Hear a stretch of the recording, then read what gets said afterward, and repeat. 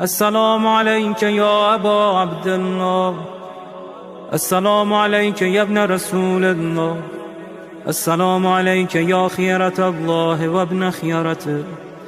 السلام عليك يا ابن أمير المؤمنين وابن سيد الوصيين.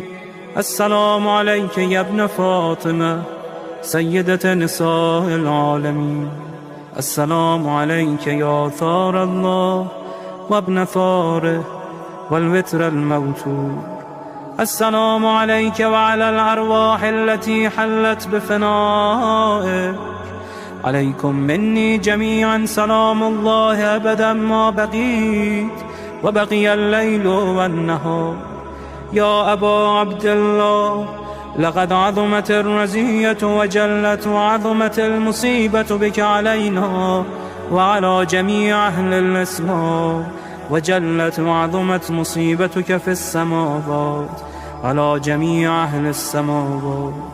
فلعن الله أمة أسست أساس الظلم والجور عليكم أهل البيت، ولعن الله أمة دفعتكم عن مقامكم وأزالتكم عن مراتبكم التي رتبكم الله فيها، ولعن الله أمة قتلتكم، ولعن الله الممهدين لهم بالتمكين من قتالكم.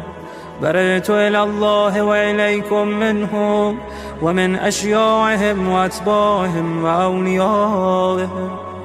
يا أبا عبد الله، إني سلم لمن سالمكم وحرب لمن حاربكم إلى يوم القيامة.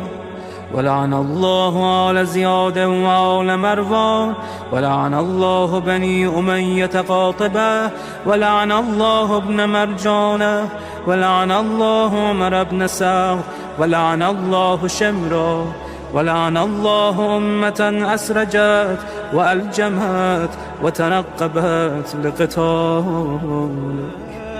بأبي أنت وأمي لقد عظم مصائبك، فأسأل الله الذي أكرم مقامك وأكرمني بك أن يرزقني طلب ثارك مع إمام منصور من أهل بيت محمد صلى الله عليه وآله. اللهم اجعلني عندك وجيها بالحسين عليه السلام في الدنيا والآخرة. يا أبا عبد الله، إني أتقرب إلى الله وإلى رسوله وإلى أمير المؤمنين وإلى فاطمة وإلى الحسن وإليك بمبالاتك وبالبراءة ممن قاتلك ونسب لك الحرب، وبالبراءة ممن أسس أساس الظلم والجور عليكم، وأبرأ إلى الله وإلى رسوله ممن أسس أساس ذلك وبنى عليه بنيانا وجرى في ظلمه وجوره عليكم وعلى أشيائكم. برئت إلى الله وإليكم منهم، وتقرب إلى الله ثم إليكم بمبالاتكم ومبالاة وليكم، وبالبراءة من أعدائكم والناصبين لكم الحرب، وبالبراءة من أشيائهم وأتباعهم. إني سلم لمن سالمكم وحرب لمن حاربكم وولي لمن والاكم وعدو لمن عاداكم. فأسأل الله الذي أكرمني بمعرفتكم ومعرفة أوليائكم ورزقني البراءة من أعدائكم أن يجعلني معكم في الدنيا والآخرة، وأن يثبتني عندكم قدم صدق في الدنيا والآخرة. وأسأله أن يبلغني المقام المحمود لكم عند الله، وأن يرزقني طلب ثاري مع إمام هدى ظاهر ناطق بالحق منكم. وأسأل الله بحقكم وبالشأن الذي لكم عنده أن يعطيني بمصابيبكم أفضل ما يعطي مصابا بمصيبته، مصيبة ما أعظمها وأعظم رزيتها في الإسلام وفي جميع السماوات والأرض. اللهم اجعلني في مقامي هذا ممن تناله منك صلوات ورحمة ومغفرة. اللهم اجعل محياي محيا محمد وآل محمد ومماتي ممات محمد وآل محمد. اللهم إن هذا يوم تبركت به بنو أمية وابن آكلة الأكباد، اللعين ابن اللعين على لسانك ولسان نبيك صلى الله عليه وآله في كل موطن وموقف وقف فيه نبيك صلى الله عليه وآله. اللهم لعن أبا سفيان ومعاوية ويزيد بن معاوية عليهم منك اللعنة أبد الآبدين. وهذا يوم فرحت به آل زياد وآل مروان بقتلهم الحسين صلوات الله عليه. اللهم فضاعف عليهم اللعن منك والعذاب الأليم.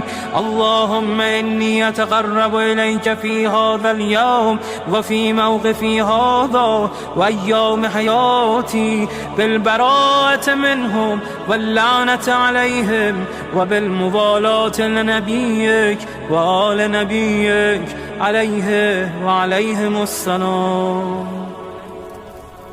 اللهم لعن أول ظالم ظلم حق محمد وآل محمد وآخر تابع له على ذلك. اللهم لعن العصابة التي جاهدت الحسين وشايعت وبايعت وتابعت على قتله. اللهم لعنهم جميعا. السلام عليك يا أبا عبد الله وعلى الأرواح التي حلت بفنائك. عليك مني سلام الله أبدا ما بقيت وبقي الليل والنهار، ولا جعله الله آخر العهد مني لزيارتكم.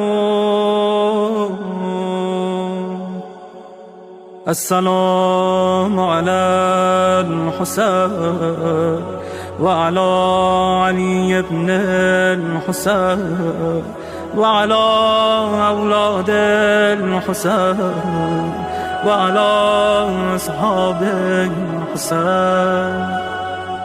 اللهم خص أنت أول ظالم باللعن مني وابدأ به أولا ثم العن الثاني والثالث والرابع.